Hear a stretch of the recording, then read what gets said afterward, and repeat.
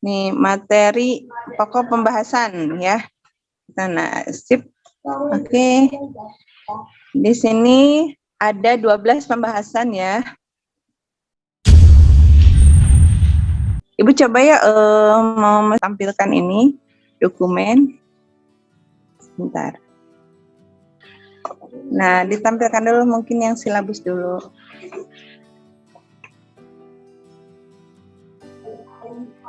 Nih materi pokok pembahasan ya. Nah, sip. Oke. Di sini ada 12 pembahasan ya. Kita itu kemarin itu dihitung ada 16 pertemuan termasuk UTS dan UAS. Ya, UTS dan UAS berarti 14 pembahasan ya. Nah, pembahasan pertama kemarin kan ya, di perkenalan, kemudian kemarin kuliah umum ya. Kuliah umum, dan sekarang kita akan sharing tentang pengantar dari IP itu sendiri. Nah, ini berarti nanti antara 12-11 lah ya, kalau misalnya di akhir ternyata di pertemuan ke-16, ke-15 sebelum UTS, sebelum UAS, masih ada 2 pembahasan ya, kita bagi 2 aja waktunya gitu ya. Tapi kalau misalnya pas itu, ya sudah kita masuk aja ke sini.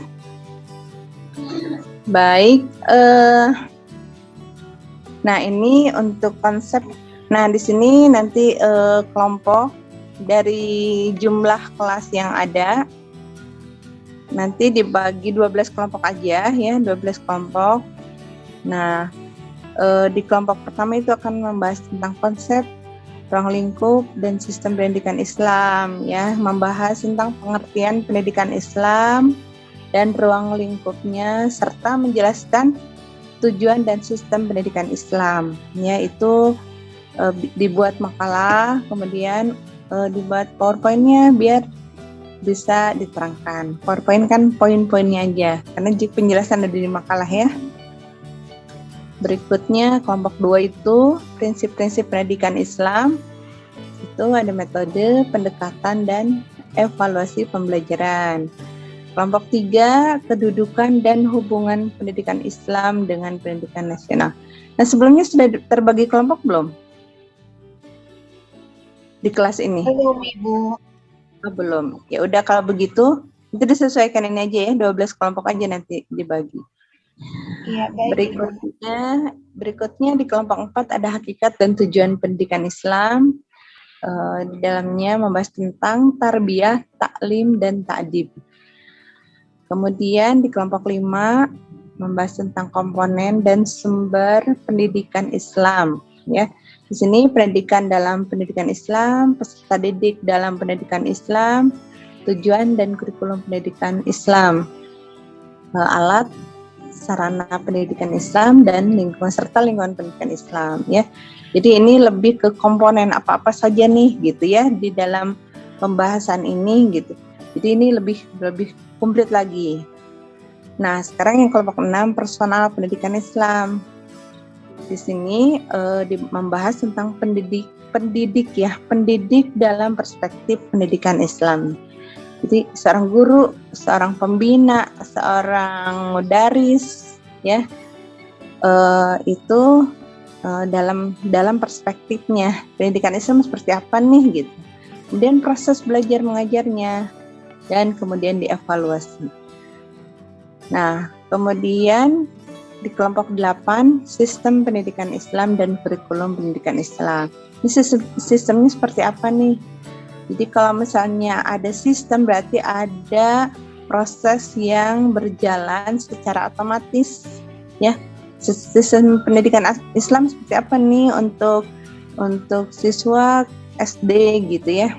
Misalnya ya tahfidz itu sistemnya berjalan misalnya di pengajian sore atau pengajian habis maghrib.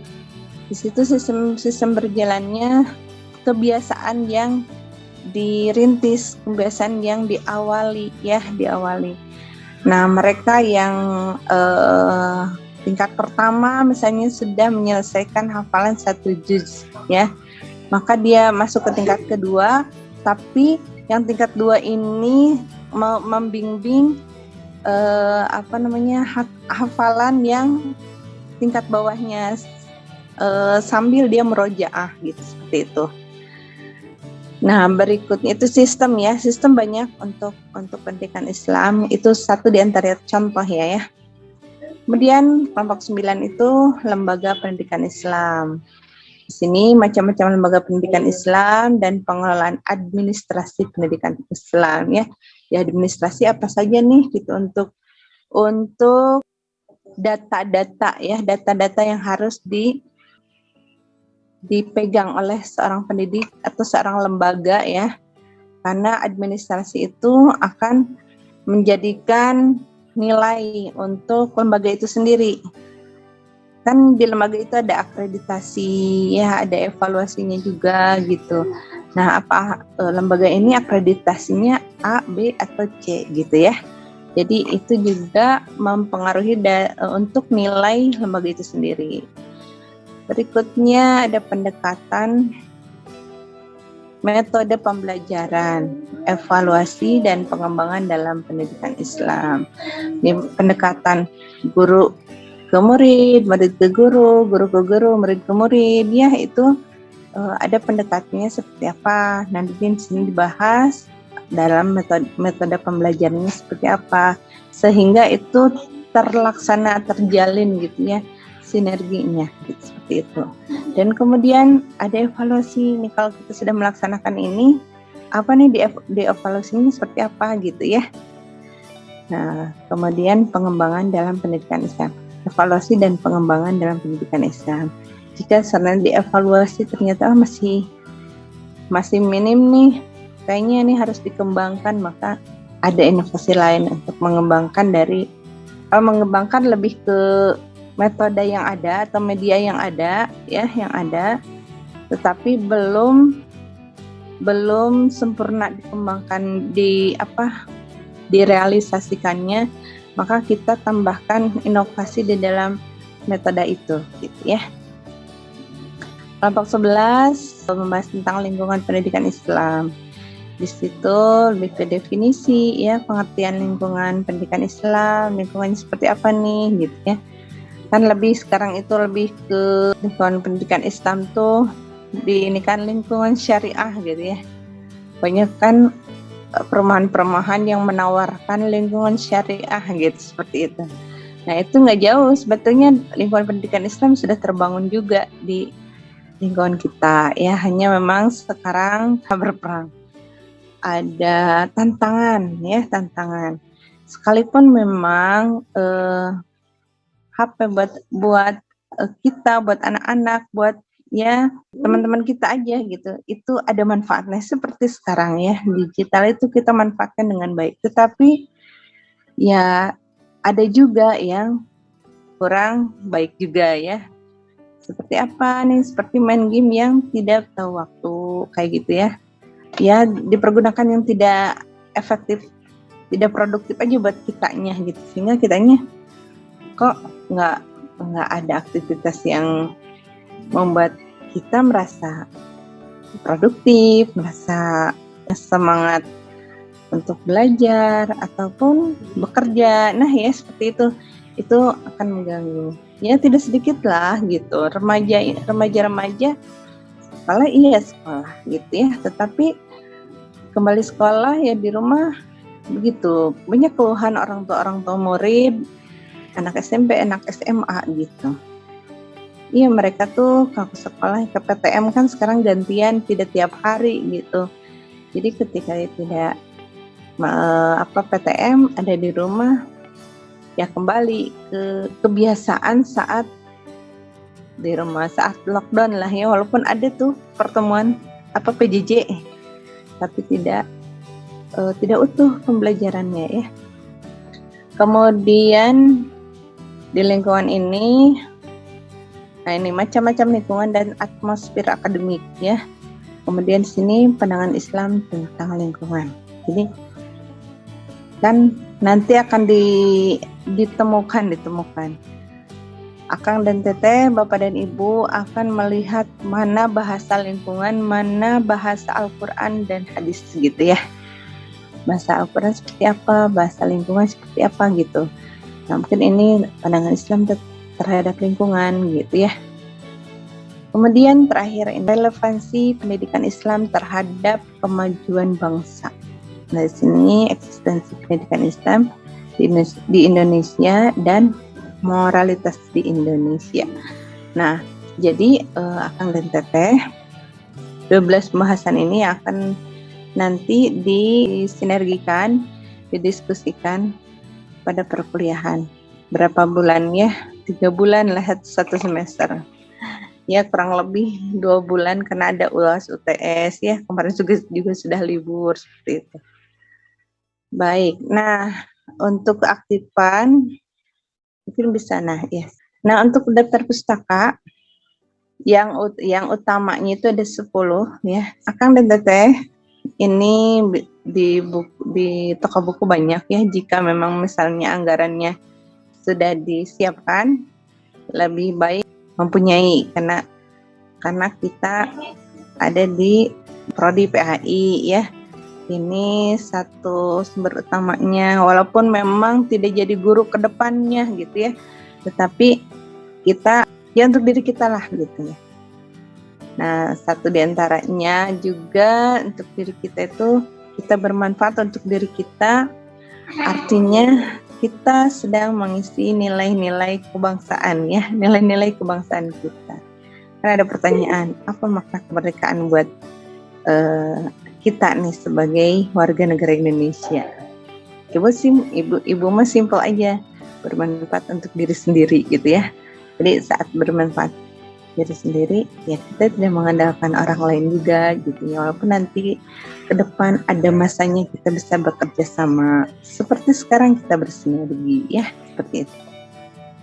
Nah, 10 buku ini kalau misalnya Akang dan Teteh ada anggarannya, tidak harus langsung membeli 10 buku, bisa dicicil ya.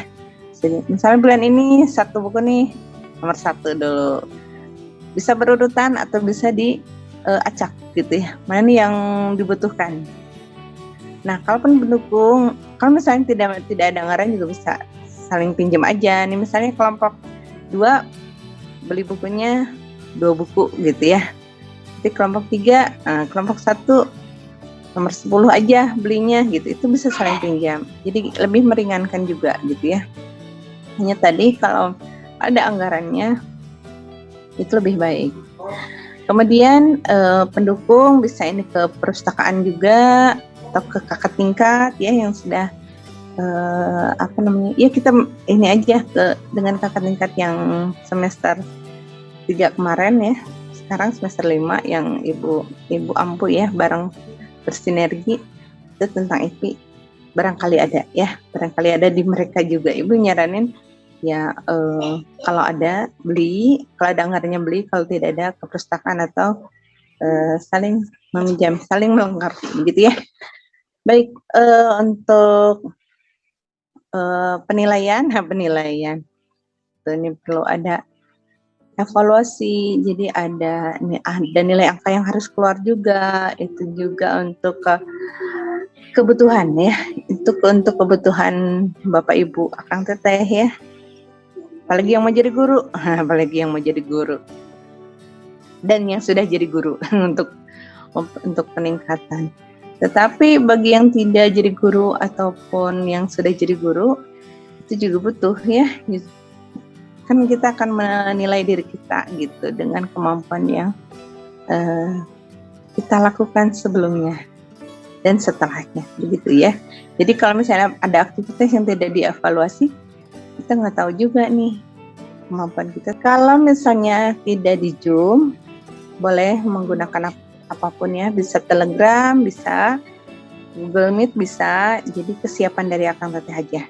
Kalau misalnya bisa Zoom ya Zoom, kalau misalnya Google Meet. Kayaknya kelompok ini mas sekarang mau Telegram, boleh gitu ya. Jadi misalnya presentasi lewat Telegram atau Google Meet, lewat Zoom atau Google Meet, diskusinya melalui Telegram juga boleh gitu ya. Jadi nanti ada jejak pendapat-pendapat yang di chat. Adapun kalau misalnya kan sekarang di sini bisa bersinergi ya, saat kita saling bisa TikTok tanya jawab gitu ya. Tadi Ibu menanyakan hal ini, menyapa ini, terus langsung dijawab gitu. Nah, tetapi kalau di Telegram itu mungkin kehadiran ya, karena ada di absensi kehadiran. Tetapi untuk keaktifan dengan menjawab salam aja ya, menjawab salam dari teman-teman ataupun dari Ibu, itu juga sudah masuk nilai keaktifan menurut Ibu ya. Karena di sana saling mendoakan ya. Baik, itu mungkin untuk silabus ya. Mungkin ada yang ditanyakan dari silabus? Dari 21 orang yang hadir saat ini. Ibu Nina izin bertanya. Oh iya, silakan. Untuk buku yang tadi rekomendasi Ibu, untuk tugas kami kalau misalnya tidak mengambil dari buku tersebut, contohnya kami punya beberapa buku, tapi ternyata buku itu tidak ada di list yang Ibu, itu boleh? Boleh aja ya, bebas aja. Ini kan hanya patokan ini aja, buku kalau misalnya untuk pembuatan tugas pendidikan Islam, pendidikan agama Islam. Tapi kalau misalnya akang dan teteh sudah punya buku tentang PAI yang lainnya dan memang masuk untuk pembuatan tugas makalah ini ya yang akan disinergikan, tidak masalah ya. Jadi santai aja, kondisionalkan saja ya. Ya, terima kasih Ibu. Silakan Pak Agus. Tentang kelompok itu Ibu, ketika nanti dibagi 12 Bu ya, kemungkinan misalkan di sini kalau nggak salah nanti akan ada yang kebagian cuma 1 orang kalau nggak, misalkan kalau dari 12 pertemuan itu misalkan sebelum UTS kami dari jumlah sekian ini dibagi 6 aja boleh Ibu. Jadi misalkan nanti setelah atau misalkan jadi 2 bahasan gitu, 1 kelompok membahas 2 gitu. Kami mungkin bisa kebagian 2 kali yang sebelum UTS dan ya begitu Bu. Gitu. Jadi kami banyak dari kelompok kami mungkin 3 atau 4 orang. Oh begitu. Karena dari kelas kalian ini Ibu ditakutkan, dikhawatirkan ketika pas bagian presentasi salah satu dari kami ini terkendala dengan berbagai hal gitu, kalau 2 orang gitu takutnya gitu. Oh baik, kalau begitu silakan boleh, kesepakatan dari kelas ini aja. Boleh. Teh Nina aja, Teh Nina. Iya, Teh Nina begitu ya, Teh Nina ya. Jadi nanti kelas ini mungkin dibagi 6, jadi lebih banyak orangnya ya gitu ya, lebih banyak kekuatannya. Tapi nanti jadi 2 bahasannya, 2 kali ini ya. Ya, 2 kali bahasan. Satu kelompok akan ada 2 bahasan. Siap kalau begitu ya. Wah ini keren nih. Siap dengan membahas 2 pembahasan ya. Baik, terima kasih Pak Agus barusan masukannya ya. Ini baru pertama kali nih di kelas ini menawarkan 1 kelompok membahas 2 bahasan. Dari Ibu, semoga Akang dan Teteh mendapat inspirasi dan motivasi di perkuliahan selanjutnya di kelas lain ya. Tetap semangat untuk menjadi manusia yang bahagia, kita yang bahagia ya. Mohon maaf bila ada hal yang tidak berkenan, dan terima kasih atas sinerginya. Semoga menjadi amal soleh akang teteh Bapak dan Ibu. Saya dari Ibu, billahi taufiq wal hidayah. Wassalamualaikum warahmatullahi wabarakatuh. Waalaikumsalam warahmatullahi wabarakatuh. Terima kasih banyak Ibu ilmunya. Amin ya rabbal alamin. Jadi ayo Teh Nina mau di ini nggak? Mau didokumentasikan? Oh boleh Ibu. 1, 2, 3. Terima kasih ya Teh Nina. Duluan live ya. Iya Ibu.